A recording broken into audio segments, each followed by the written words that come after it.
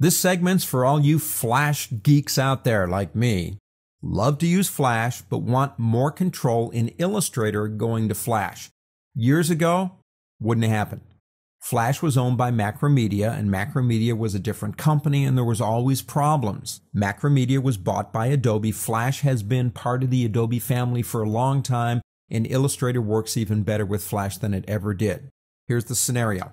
I'm doing a mock-up of a site in Adobe Illustrator to show my client. I get the sign-off on it, but now what do? I spent a lot of work here putting this together.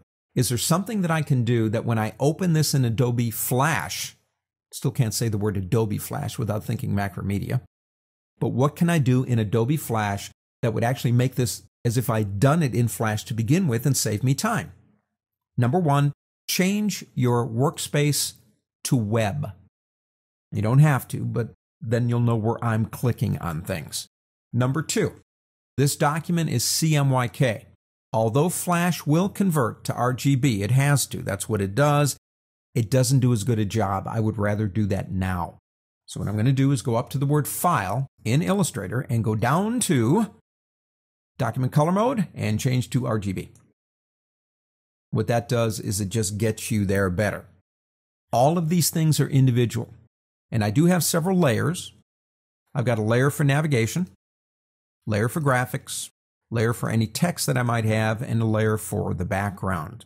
You don't really have to do that. Flash doesn't really care, but it does make it easier when you're working, so use layers. Let's start with the navigation. These navigation items are going to be animated, so they need to be symbols. You have a Flash text panel right here, and you have a symbols panel right here, and I'll go ahead and move those out so you can see them. Navigation buttons actually need to be symbols. So what we're going to do here is let's pull that down a little bit more so you can see this. I'll just do one. Drag your buttons one at a time into the symbols library. That's the easiest way to do it. Give it a name like Home, Home Nav, or whatever you want to call it. I usually underscore those.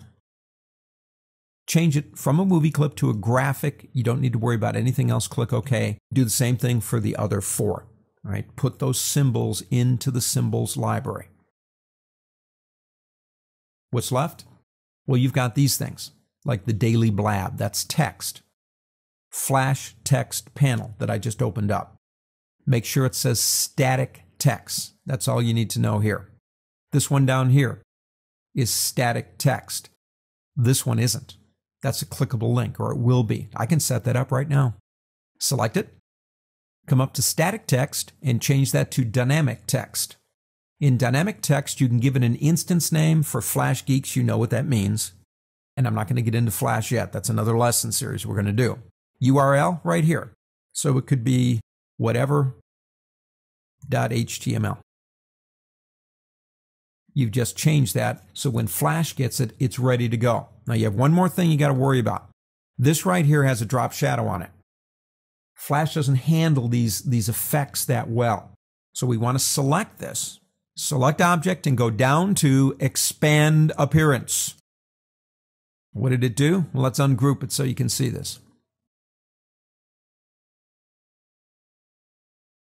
There are two objects now. Flash is very happy with that. It'll look just as good one way or the other, but for Flash, we want it to do that. What's left? Save it as an AI. Next step, and we won't do this, but I'll mention it. You go to Flash, you create a Flash document the exact same size as this page here, and it's 800 by 600. Then you go into the import to stage, and pick this up, and you got it. Using Flash in combination with Illustrator, using Illustrator to do your mock-ups and then bringing them in is a piece of cake today.